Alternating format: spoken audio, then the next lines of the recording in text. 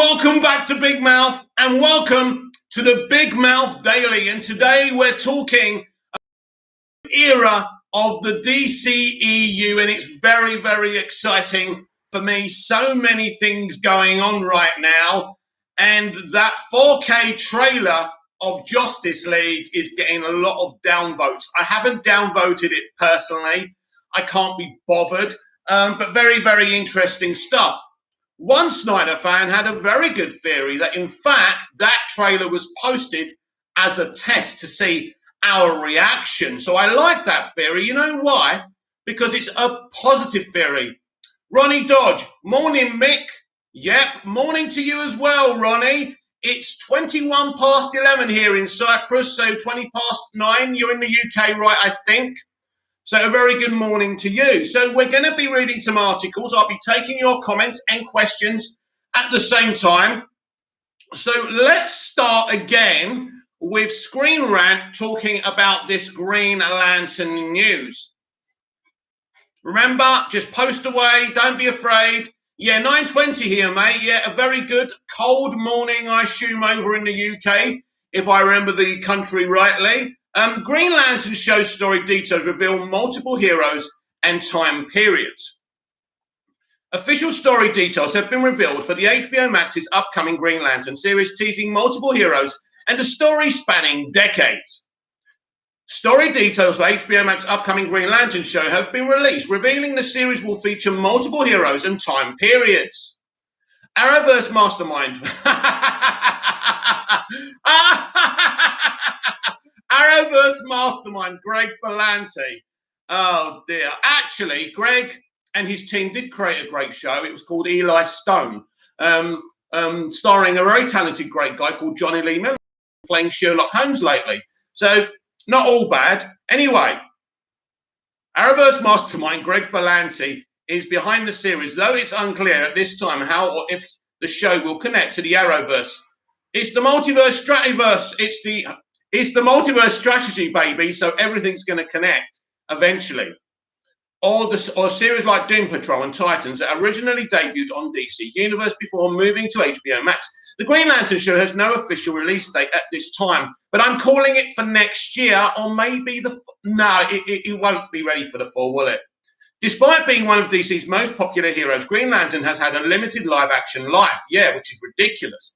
The 2011 Ryan Reynolds Green Lantern film, which was also written and produced by Berlanti, we know how that worked out, although I don't mind them film, was a disappointment both critically and at the box office, and the hero subsequently failed to make its way into the DCEU, save for new references. In Justice League, versions of the character are alluded to in shows like Legends of Tomorrow and Stargirl, but famous versions of the character like Hal Jordan and John Stewart haven't taken center stage. Don't forget, Diggle's Green Lantern is coming, so that's very exciting as well. Official story details for the new Green Lantern HBO Max show have now been revealed, giving a glimpse at what's to come. Per THR, the series will span multiple eras, including a number of new and old Green Lanterns, including Alan Scott and Guy Gardner. I am so looking forward to Alan Scott. You know, Alan Scott isn't spoken about. It's normally Hal Jordan and John Stewart. Alan Scott is a very relevant and important Lantern, and who will be played by star Finn Wittrock, American Horror Story, which is a great piece of casting, by the way. Although I've never seen him in anything. You know, American Horror Story and Ratched are great respected dramas. As of yet, there is no official confirmation of either Hal Jordan or John Stewart. Read the official show description below. Green Lantern reinvents the classic DC property through a story spanning decades and galaxies, beginning on Earth in 1941 with the very first Green Lantern, secretly gay FBI agent Alan Scott, and 1984 with cocky alpha male Guy Gardner and half-alien Bree Jarta. They'll be joined by a multitude of other Lanterns, from comic book favourites to never-before-seen heroes. The announcement of Wittrock's casting as Guy Gardner just has been met with mixed feelings from fans so far. Well, wait. A critically acclaimed actor. Mixed feelings. You know what you're trying to say. The Snyderverse fandom have given it a thumbs down. Well, the diehard Snyder fans are going to say that. So I'm not being funny, but when there's a bias there, it's hard to take any notice, right? Roe Moonchild, Alan Scott from Earth 2, the original gay Green Lantern. It's cool. I guess not excited. Wait till you see it. Give it a chance. That's what I say. Give anything a chance you haven't experienced yet. When you can see it, when you can sample it, when you can taste the meal, you can give a proper opinion, can't you? Just my view. Still, the Green Lantern show undoubtedly has a lot of potential. Incorporating Alan Scott into the story in a major way is interesting, and the era-spanning pitch could bring in any number of classic characters and comic storylines. With so little live-action Green Lantern content available and HBO Max still just starting out with its original series offerings, the upcoming show has both a lot of possibilities and a lot to prove. Everything has things to prove. Everything has things to prove in life, but I ain't going to start saying, oh no, I don't like this. It's crap because I like another version of DC. I think that's a pie-eating contest. I don't agree with that. I'm giving it a chance. Look, if I give it a thumbs down, does that mean the Snyderverse is going to be restored?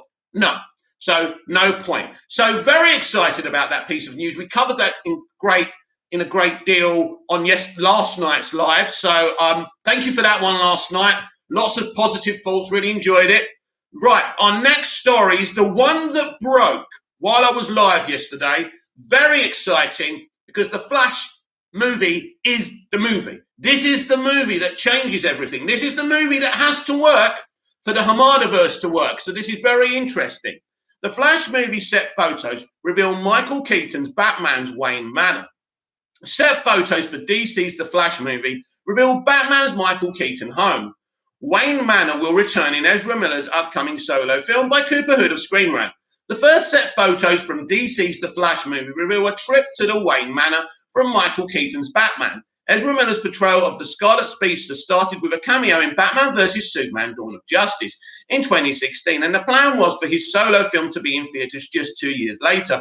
After multiple creative changes and delays, The Flash is now in production under the direction of Andy Muschietti. As long expected, the solo film will deal with the multiverse and be a loose adaptation of Flashpoint.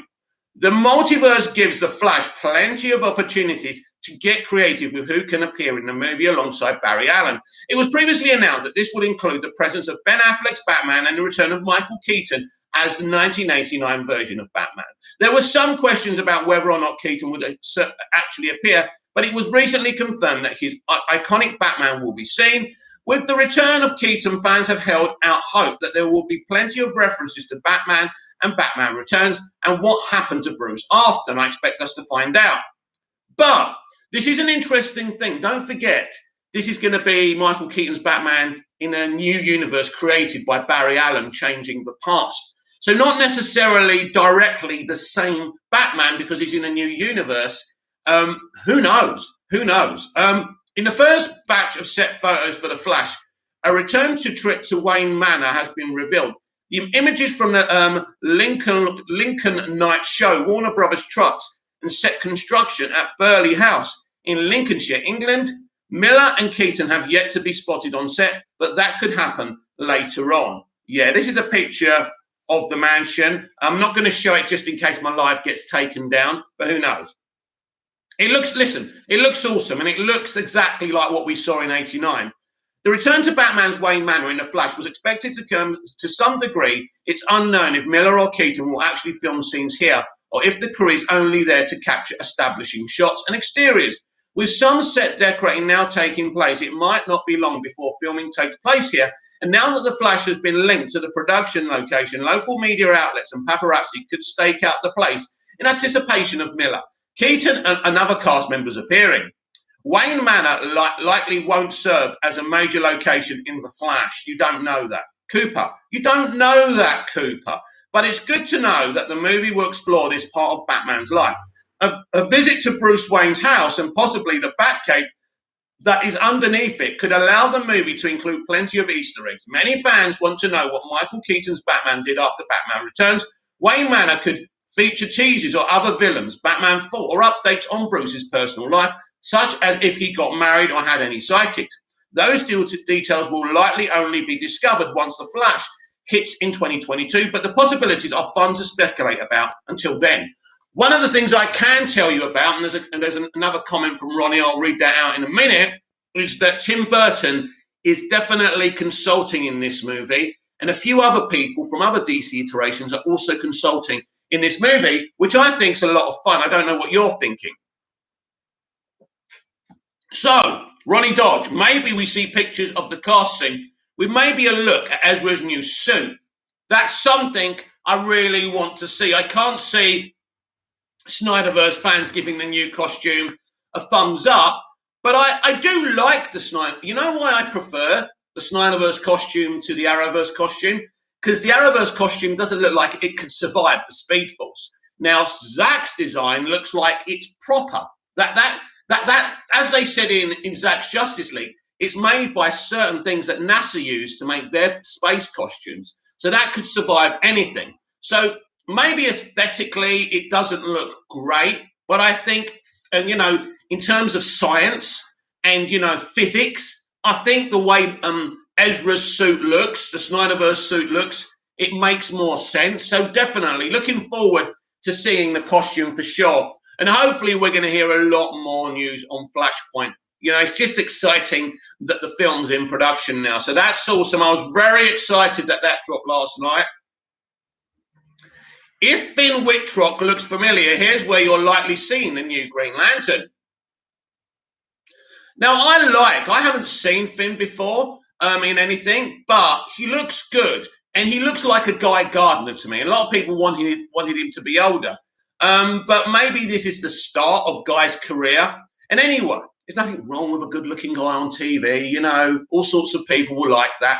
Anyway, HBO Max's Green Lantern casting explained, where you've seen Finn Wittrock. HBO Max's Green Lantern has cast Finn Wittrock as one of DC Comics' most iconic Emerald Knights. Here's where you have seen Wittrock before, by Andy, whose surname I can never pronounce, from Screen Rant. Finn Wittrock is joining the DC Universe as Guy Gardner in HBO Max's upcoming Green Lantern series. As this becomes one of the most significant roles in his filmography, one of the next DC TV properties coming to the HBO branded streamer is Green Lantern, featuring the iconic Emerald Knight fighting evil in space. After months of no news, the DC drama has landed its first star as Wittrock joins the cast as Guy Gardner. But before landing the superhero gig, the 36-year-old, I mean, that's not old, but it's not young, is it? So I think it's a good age. Actor has starred in multiple big projects, both on television, film, as well as on stage. Wittrock landed one of his earliest recurring roles on All My Children, where he starred as Dan Millen for 112 episodes on a long-lived soap opera. That's a great start. Brandon Routh, Sasha Calais, all started on soap. Nothing wrong with that. But one of Wittrock's most iconic projects is FX's American Horror Story, the bizarre and ever-changing anthology drama that he joined during the fall season. American Horror Story Freak Show, Wittrock has gone to play new characters throughout the American Horror Story. Hotel, American Horror Story Roanoke, and returned for the 9th season, American Horror Story 1984, as each season is its own world with new characters. Wittrock's AHS mythology consists of the serial killer Dandy Mock, which earned him an Emmy nomination. In American Horror Story Freak Show, followed by Tristan Duffy and Rudolph Valentino in American Horror Story Hotel, as well as Bobby Richer in American Horror Story 1984, Wittrock is expected to return for season 10, called American Horror Story Double Feature, but his role has yet to be disclosed. I would imagine it's going to be a smaller role because I think that the Hollywood Reporter, TH, already said that they made an agreement with Ryan Murphy that basically the first priority would be Green Lantern. While American Horror Story has been a major chapter in Wittrock's career, the actor has garnered attention outside the FX horror drama. Wittrock joined forces again with American Horror Story creator Ryan Murphy on the Netflix series Ratched, a prequel story to One Flew Over the Cuckoo's Nest, where he portrays Edmund Tolleson, the murderous foster brother to Sarah Paulson's Nurse Ratched. The series is set to come back for a second season on Netflix, although Ratched Season 2 hasn't gone into production yet. Wittrock's Guy Gardner casting announcement revealed that Greg Berlanti's team had convinced Murphy to let the actor board Green Lantern, since the Netflix series wasn't filming anytime soon. So I think everyone's going to get him when they need him. Anyway, Wittrock has also been part of Murphy's American Crime Story, a true crime anthology drama on FX, where he appeared in the second season titled The Assassination of Gianni Versace, or how do you say it? Outside the world of television, Wittrock has also starred in several films since he began his acting career in 2004. Some of the more recognizable work he has done includes La La Land, where he starred as Greg in the Oscar-winning musical dramedy. But besides television and movie roles, Wittrock has also taken to the stage throughout his career.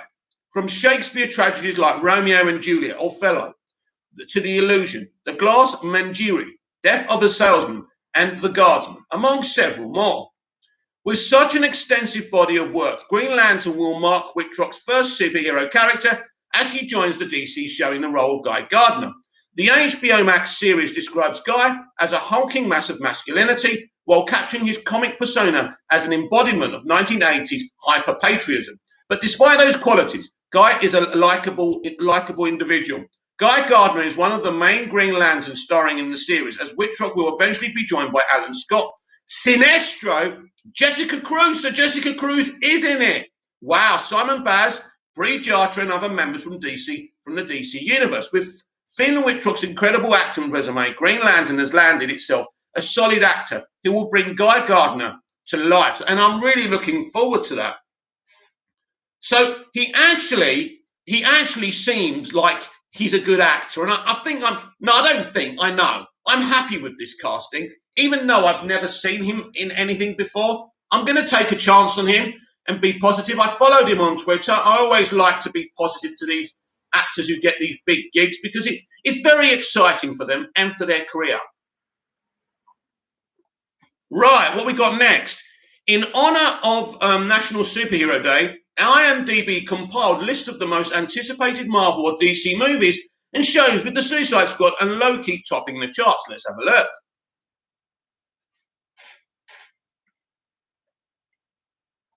Suicide Squad 2 and Loki are the most anticipated Marvel and DC movies and show on IMDb. In honor of National Superhero Day, IMDb compiled lists of the most anticipated Marvel or DC titles, with the Suicide Squad and Loki topping the list by Adam Benz of Screen Rant. The Suicide Squad and Loki are the most anticipated Marvel and DC movies and show according to data compiled by IMDb. James Gunn's The Suicide Squad, which topped the charts as the most anticipated film from either DC or Marvel, releases this summer in theaters and on HBO Max. Described as a soft reboot, it's not been described as a reboot, by the way, of David Ayer's Suicide Squad from 2016. Gunn's follow-up will bring back a few characters from its predecessor, which means it's not a bloody reboot, you moron, such as Margot Robbie's Harley Quinn and Viola Davis' Amanda Waller, while also introducing a host of new anti-heroes. To Task Force X, John Cena and Idris Elba headline the cast of newcomers as Peacemaker and Bloodsport. On the other hand, Loki tops IMDb's list of the most anticipated Marvel or DC miniseries. Hang on a minute. Marvel or there's no DC miniseries till next year, and Loki's the next one, so that's why it's the most excited for, right? Also premiering this summer, the Disney Plus series will follow Loki, Tom Hiddleston. I'm excited for it, by the way, the God of Mischief and Thor's adopted brother, and his solo outing will be set after the events of Avengers: Infinity War and Endgame. He died in the former, but the latter provided the setup for an alternate timeline version of Loki to return and escape with the Tesseract during the Avengers time traveling to do. The series was also the series will also introduce the Time Variance Authority led by Owen Wilson's Morbius. In honor of National Superhero Day, the Internet Movie Database compiled a top 10 list of the most anticipated Marvel and DC movies, as well as another list for miniseries. The Suicide Squad, Black Widow, and The Batman claimed the top 3 spots. Really? Right, first of all, The Batman's not out till next year. But you telling me Black Widow is higher because it's coming earlier than The Batman. But really, are we putting The Batman up there anyway? Let's read before we look at the list. The Suicide Squad, Black Widow, and The Batman claim the top 3 spots on the list of superhero movies fans are most looking forward to, while the most anticipated miniseries are Marvel's Loki, What If, and Hawkeye. Why anyone's looking forward to Hawkeye, I don't know. IMDb determined the list based on page views from over 200 million monthly users. Check out the full list below. So at number 10, we've got the Flash movie. That will go up and up and up. Black Adam. That will go up and up and up. Venom, Let There Be Carnage. Not sure about that. 7, Doctor Strange in the Multiverse of Madness. 5, Thor, Love and Thunder. 6, let's load. Where are we? Right, let's start again. So where are we? 7, Doctor Strange in the Multiverse of Madness is number 7. 6 is Eternals. 5 is Thor, Love and Thunder. 4 is Spider-Man No Way. 3 is Batman. 2 is Black Widow. And number 1 is the Suicide Squad. So in a few months' time, there'll be no Suicide Squad there because it would have been done. Black Widow. Spider-Man No Way Home comes at the end of the year. I'm surprised. It's interesting that Spider-Man No Way Home isn't higher and Suicide Squad is 1. This is very good news for the DCEU and for James Gunn. That just shows how popular James Gunn is and what a great job. A lot of people don't like Walter Hamada. What a great job Hamada did bringing him in when he was on that naughty step. It was a gamble, as I've said before, not creatively because he's a genius, but as a creative who's been sacked by Disney of all people, to bring him in was very risky, but it was a great move. It's a great movie, and I can't wait to see the finished product. So that's brilliant, and that's a very interesting list. Now, let's look at the list of series. 10, Secret Invasion. 9, MODOK, whatever that is. 8, Armor War. 7, Sandman. 6, Moon Knight. 5, Miss Marvel. 4, She-Hulk. 3, Hawkeye. 2, What If, and 1, Loki. I think Loki is going to be a very unproblematic series, and I'm really looking forward to it. Feel free to comment if you want. No problem about that. Now, this is an interesting one. Any Smallville fans in the house? You know I'm a big Smallville fan. Listen to this. The DC Syndicate, which is a DC page, not an official one. Michael Rosenbaum stated in an Instagram Live that he and Tom Welling are trying to develop a continuation of Smallville in the form of animation. So I want to know from you lot, would you be interested in that? Would you be interested in that? Would you like to see a Smallville animated show? Now, back in the day when Smallville was an active show, we were all screaming, a Metropolis spin-off, a Metropolis spin-off. Why not, Michael and Tom, do an animated Metropolis Smallville spin-off continuing the adventures? How about adapting Smallville season 11? What do you think, everyone? I think that would be amazing. I'd be very, very interested in that. And this is what the multiverse strategy is going to be. It's lots of different iterations from DC live action, and they're all going to have their form. Maybe Michael and Tom can begin the Smallville, shared universe. The Smallville extended universe. Yes, Ronnie Dodge. Definitely be interested. Yeah, Ronnie, brilliant. And as I say, it could be the beginning of the Smallville extended universe. So we could start with animation, right? But then we could make it live action as well. Basically the animated show, and I know they're trying to develop it, Raoul Moonchild, Smallville was ahead of its time. An animated series would be dope. Yes, absolutely. It would, Moonchild, it would be brilliant. It'd be absolutely brilliant, wouldn't it? To actually have Smallville back in some form, and maybe, if this is successful, we can have some live action Smallville as well. Smallville was ahead of its time. Like any show, you can find cringy moments, but it's great moments. Let me tell you what I said about Smallville earlier.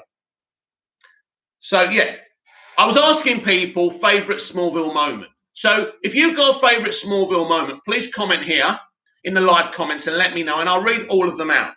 Favourite Smallville moment, everyone. Mine was Lionel smiling as he was about to fall to his death. He actually manipulated his own murder in my mind. Even after his so-called redemption, he wanted Lex to embrace the dark side. And I've always thought that.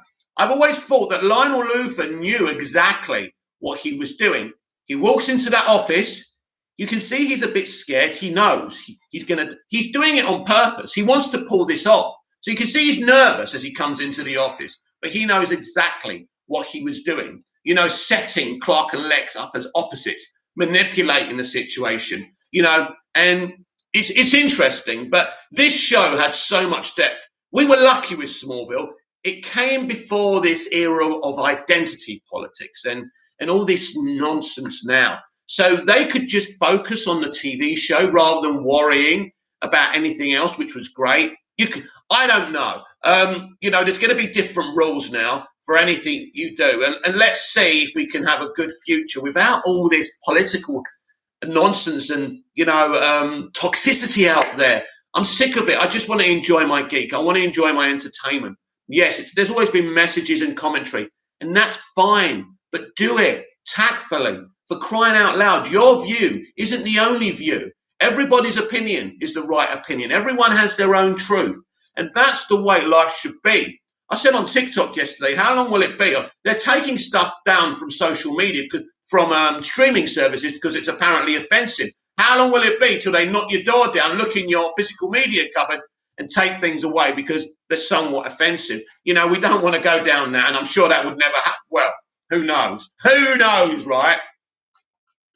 But Smallville spanned 10 years. Smallville spanned 10 years, and it covered so much DC mythology. I like the fact with Smallville that kind of in the comics and the other movies, Jor-El basically says, you're going to be the hero, you're going to do this, Clark, and Clark goes, yes, sir, that's what I'm going to do. But not in Smallville. In Smallville's version of Jor-El, Jor-El actually comes, you know, he's tactically winding Clark up purposely to see if he's got what it takes to be this hero. So he tells him he's got to conquer Earth. Now, Jor-El doesn't mean this. He wants to see how Clark reacts. And the way Clark reacts is the right way as far as Jor-El is concerned. He's manipulating his emotions and feelings. So, look, what a show. And I mean, to see the origins of Lois Lane done so well, and Lana Lang. They did really well with Lana Lang. I know there's this hatred or back then towards, you know, you got these shippers who, let's just say that they're a bit out there, aren't they? But you had the Chloe's fans and you had the Klarna fans, and they were arguing and attacking Erica and attacking poor Kristin. Poor Kristin was driven off the show, which was very, very sad. If it wasn't for some of the hate she got, she would have come to be in the series finale. So very sad, but people think that it's great to enjoy your geek and analyze it and talk like we're doing now. But to start attacking actors and creatives, no, not my thing. I don't like that, I'm afraid. And people have to be better, don't they? People have to be better. The problem with social media now is it's like a megaphone, and you hear so many voices. Sometimes I'm going down my Twitter timeline and I'm going, no, shut up, please, enough's enough. And I'm sure people feel the same way when they hear my opinions. We've all got a megaphone now. And I was thinking about this. We've got to be careful what we say sometimes, because we could be hurting other people as well. And I think there's a space for all opinions as long as we realize that the place we're spending time on, like this, isn't the real world. This isn't real, right? This is just a guy on a screen. I could be anyone, right? After I finish from this video, I could go outside, right? And I could be anyone, right? I could be a supervillain. I could be a superhero, who knows? So it's important that we realize that we're not in the real world and we don't know each other, but it's great to spend time with each other because we have similar interests. That's a good thing. I like that element. So I think this week it was revealed that a Doctor Who fan everyone saw as a god and was going in people's inboxes and sexting young women. You know, it's different. If a woman comes onto you on your DMs, that's different. That's an acceptable thing, right? But if you're going into young women's DMs, right, without their permission, and you're supposed to be this Doctor Who fan who everyone respects, that's despicable, isn't it? So we really don't know anyone. We shouldn't stand people as well because we don't know what they're like. But it's great. It's great to have interactions like this. So I think we're all up to date. What a shame, though. What a shame before we close today's Big Mouth Daily. Us Snyder fans could have had it all. That's going to be my final point today. And I'm going to go into it a little bit before I go. Let's see what the time is. Right, I've got about 10 minutes anyway, so that's cool. We could have had it all. What went wrong? We fought for the Snyder Cut. It was going to be in series mode. They were looking to make the Snyderverse into a series, a Game of Thrones type of series. What went wrong? It wasn't the fans. It wasn't the fans. Unfortunately, it was Zack. It was Ray Fisher. We've spoken about this before. You can't expose the company that you work for constantly and reveal secrets about them and secret conversations and who they didn't put into the film. It's not smart. It's not smart, people. So because Zack had a civil war with this company, we don't get anything. Well, we've got 3 films, which is all we're going to get, but we could have had a lot more. And it's very sad. And as I say, we could have had so many things. It would have been really, really exciting to have the Snyderverse as part of this multiverse strategy, which, by the way, I'm kind of sure that we would have got. I think that was the original plan. One of the reasons they were embracing the multiverse strategy over at DC. So, although people like to attack the studio, look, I said to someone the other day, if I only watch content from studios and creatives who behave themselves and did nothing toxic or immoral, I wouldn't be watching very much. I wouldn't have very many options now, would I? That's the point, isn't it? So we're not perfect. They're not perfect. They want to make the best decisions for their IPs, and they want as many people enjoying and watching their IPs as possible. And sometimes directors are spoken to, in not a respectful way. But always remember, the Warner Brothers and Zack Snyder relationship was never a comfortable relationship. He was like a gatecrasher who was never invited. Christopher Nolan brought him on board. They didn't. So because he was Christopher Nolan and he did The Dark Knight, they really didn't want to lose him as someone who was making films for their platforms, right? So they went along with him, but they never wanted Snyder. They knew what happened with Watchmen. I like Watchmen, but a lot of Watchmen fans didn't like Watchmen. To be fair, people fans of the graphic novel. And I always like to respect people who have read the graphic novels. I've never read the Watchmen graphic novel. So I love that film. It's an amazing film for me, but I'm wondering, if I read the graphic novel, would I feel the same? I will never know, because I'm not a Watchmen graphic novel fan. But I know who Superman is, and I know how Superman turned out in the Snyderverse. Now, I'm fine with that, but again, people who've been following Superman for 20 years didn't. Now, I treat live action like comics. Everyone has different iterations, and when that person leaves, a new iteration can begin. This was always the plan with the Snyderverse. Zack was going to do his own Flashpoint, so someone else could come in and do something different. This was always going to be the way. But how about this? How about when the DCEU first started, if they actually told us that we're going to have different iteration of creatives here? First is Zack's, he'll finish, and then someone else came in. Maybe if they did that, there wouldn't have been such toxicity and rejection of the Snyderverse. What do you think about that? That's what I think. So it's very sad. It's very sad what happened. But if I open a sandwich shop and I make spicy sandwiches, I gave the analogy about Coca-Cola the other day, and not everyone likes spicy sandwiches. My investors, the people who own half of my business, are not going to want me around. And if I insist on making those spicy sandwiches and I say, I'm not changing for anyone. No, I'm not having sandwiches that are not spicy. They've all got to be spicy. So my investors, the people I'm in business with, know I'm a bit of a loose cannon. And as I say, I love Zack Snyder. I love his films. He's brilliant.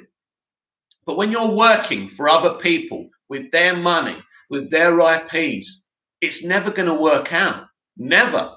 Now, I can love Zack Snyder and I can be balanced about this conversation. And there's other people who love Zack Snyder who will literally bite my head off for saying this. But I'm balanced. This is why this was never going to work. Never going to work. Right? Even the small facts that Zack's Atlantis has speech bubbles and James Wan's hasn't. So how can Zack's Justice League be part of the DCEU? Now, with Flashpoint, we can change things. Now, it's interesting because this is interesting, isn't it? Because Aquaman 2 is coming out in December, isn't it? And Flash movie is coming out, am I right, November? Surely these dates are going to change. Or am I wrong? I can't remember the dates now, and I'm sure some of these dates will change anyway. But if Flashpoint's coming out in November, which is before Aquaman, and they change something, surely, or maybe the Aquaman universe won't be touched, that would make more sense. But it's very interesting if everything is rebooted or just some things. It's interesting.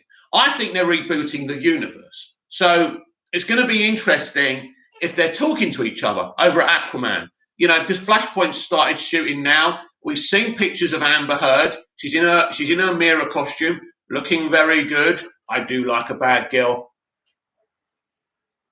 But at the end of the day, it's going to be, as I say, very interesting what they change. But when you're working with someone who won't budge, and that's the problem, Snyder won't budge.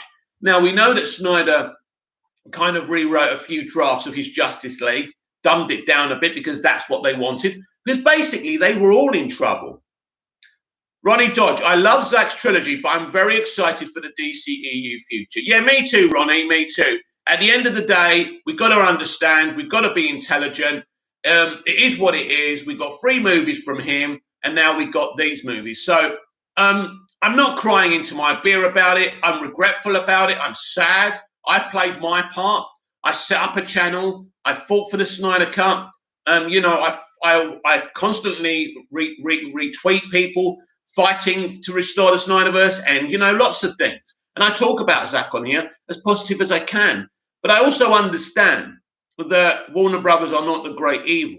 But because a lot of stuff has been revealed about how it was and things like that, they look the bad one because they're the big, scary, horrible, big company, right? And Zack Snyder's the poor little guy. And this is why I've always said that I'd like to see Zack's side of the story. WB's side of the story. I don't think we will. I think eventually it will move on. I mean, yesterday when the Green Lantern Corps stuff was revealed, lots of Snyderverse fans showing pictures of Wayne T. Carr, and it's great, and that's up to you. But it doesn't hurt anything. They know what you're going to do before you're going to do it, so it doesn't matter. You're not hurting Green Lantern. Ronnie Dodge, as much as I like Ray Fisher, he didn't help us. No. Ray Fisher, Ronnie, is the contributing factor to why we haven't restored the Snyderverse. He did it. He did it. He gaslit the situation, right? And he exposed lots of things. He was abusing the studio. He abused Walter Hamada, which he had no right to do. And in the end, the consequences for Zack Snyder are very visible to see. That's why we're not getting the Snyderverse. The reveal of Wayne T. Carr being cut. More things, and you expect them to want to work with you when you're revealing this stuff. Is this the way? But Ray Fisher, very problematic. I understand why he wanted to fight for the investigation. People shouldn't be abused on set, and that's right. But he went on and on and on. And at the end of the day, we've all seen Ray's tweets. We all know what he's all about. We all know what his agenda's about. And it's not really about the DCEU. It's not about what Joss Whedon did, because he said he wants to go after other people apart from Joss Whedon. This guy is, on another level, and his priority isn't DC, isn't Cyborg, it isn't the fans. His priority is his own priority. He's a very wealthy, successful young man. I'm sure he'll get other roles, so I'm not interested. I do still follow him. I'll support him if he does good things and things like that. But at the end of the day, he's not. It doesn't look like it anyway that he'll be in the Flashpoint movie, and that's his own fault.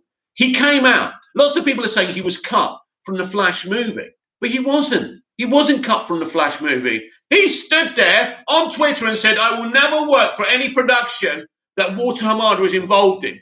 What do you expect them to do?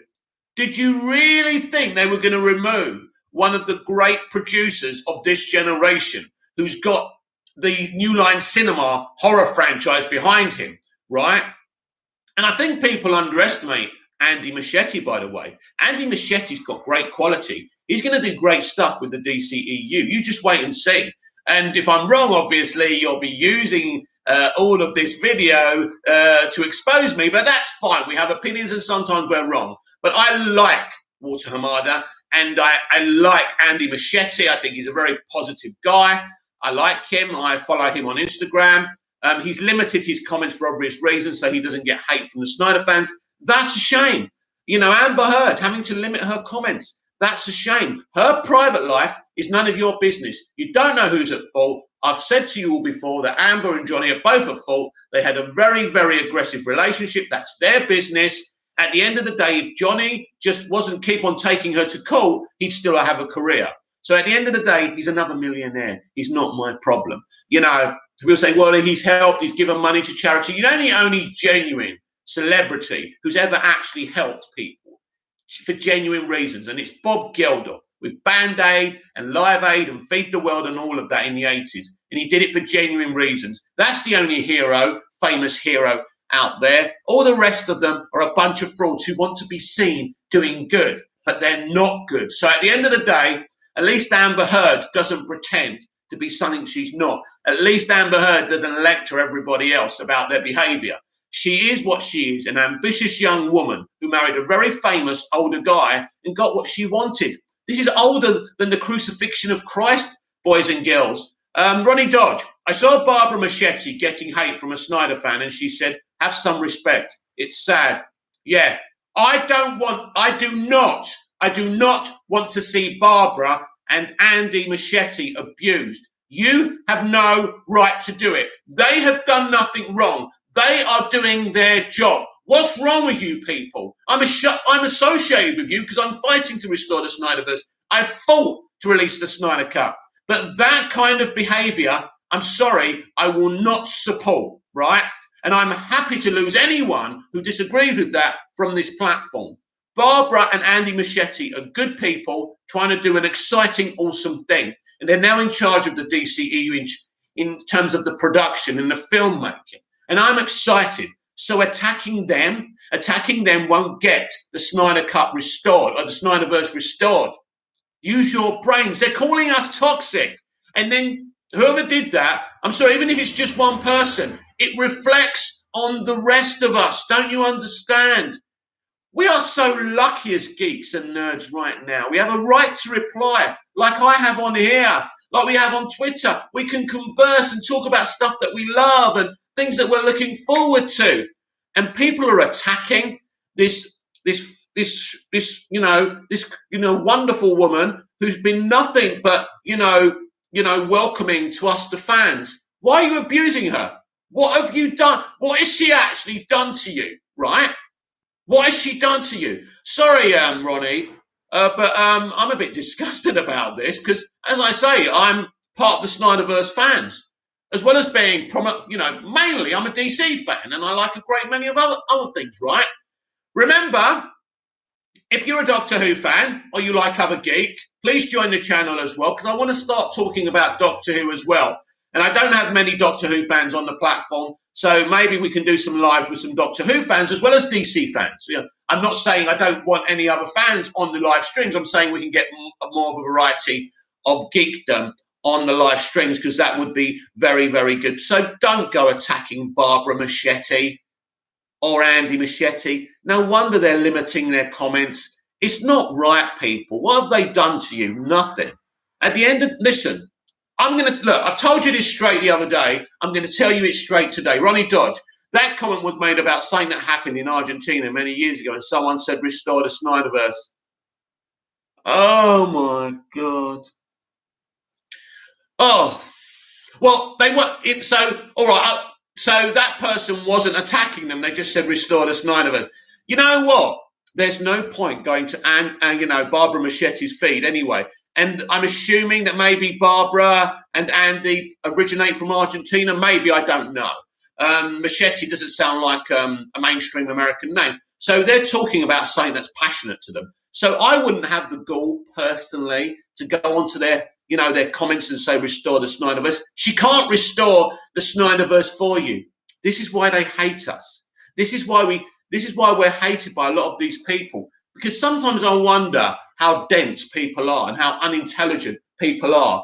I'm going to go in a minute. I'm just going to carry on talking about this. Anyway, my final point, my advice to diehard Snyder fans. Either, if you're a big DC fan, look forward to what's coming. If you're a big DC fan, but you love only Zack stuff, enjoy his free movies. But my advice to you all, and you're always welcome on my platform, by the way, to talk about, because I will be reviewing Army of the Dead when it comes out. I'll be watching it as soon as it's out on Netflix. Ronnie Dodge, yeah, totally agree with you, mate. See you this evening, mate. Yeah, I'll be back tonight for sure. Basically, what was I going to say? Yeah, the best thing you can all do is go over to Netflix and get ready for this massive franchise, which is the Army of the Dead franchise. I'll be embracing that. I'll be supporting Zack. Of course, the man's a legend.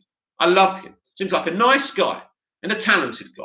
And we don't have very, very unique, talented filmmakers out there like we did when I was growing up. Not of the variety I experienced as a young man. The entertainment industry has changed because of social media and the internet. People are talking about it. People have hot takes why they hate something, which can be triggering as well. But the industry has changed. It's changed a great deal. And I will always love what I loved growing up. I will never change my mind, and I will embrace things I love from the modern era. But let's have a little respect for people, right? Andy Machete and Barbara Machete can't restore the Snyderverse, and it's not their fault. that this universe is being rebooted. Because at the end of the day, as much as I love Zack Snyder and Christopher Nolan, they should never have been anywhere near a DC extended universe. And that's just my opinion. And I'm sure I'm going to get some unsubs for that, but I'm just giving you my opinion. Anyway, that's it for today's Big Mouth Daily. Comment down below, like, share and subscribe. Let everyone know about the channel. Come and follow me over on Twitter at Movies TV Mad. And I'll see you again tonight. And maybe we'll have some big news to talk about. Who knows? Who knows?